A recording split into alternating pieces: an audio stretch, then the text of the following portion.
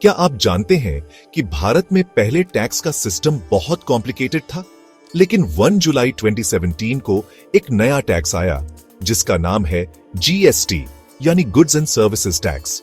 तो जीएसटी क्या है? जीएसटी एक इनडायरेक्ट टैक्स है जिसने पुराने कई टैक्सों को रिप्लेस कर दिया।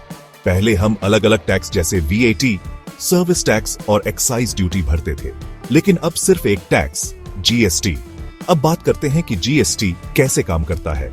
अगर कोई बिजनेस आरएस 40 लाख, कुछ राज्यों में आरएस 20 लाख से ज्यादा कमाता है तो उसे जीएसटी में रजिस्टर करना होगा। बिजनेस वाले अपनी बिक्री पर जीएसटी चार्ज करते हैं और इनपुट टैक्स क्रेडिट भी ले सकते हैं। जीएसटी के 3 टाइप्स होते हैं: सीजीएसटी, सेंट्रल जीएसटी जो केंद्र सरकार को जाता है, एसजीएसटी, स्टेट जीएसटी जो राज्य सरकार को जाता है, आईजीएसटी, इंटीग्रेटेड जीएसटी जो 2 राज्यों के बीच के लेन देन पर लगता है। जीएसटी ने भारत की इकोनॉमी को मजबूत किया है। इसके फायदे हैं: अलग अलग टैक्स की झंझट खत्म, बिजनेस के लिए टैक्स सिस्टम आसान, टैक्स चोरी में कमी, एक देश एक टैक्स का सपना पूरा।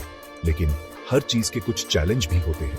शुरुआत में छोटे बिजनेस के लिए जीएसटी कंप्लायंस मुश्किल था और कुछ जगहों पर टैक्स रेट ज्यादा था, लेकिन धीरे धीरे सरकार इसे आसान बना रही है। जीएसटी भारत में टैक्स सिस्टम को आसान और पारदर्शी बनाने के लिए लाया गया था। जैसे जैसे समय बीत रहा है, यह और बेहतर होता जा रहा है। आप क्या सोचते हैं?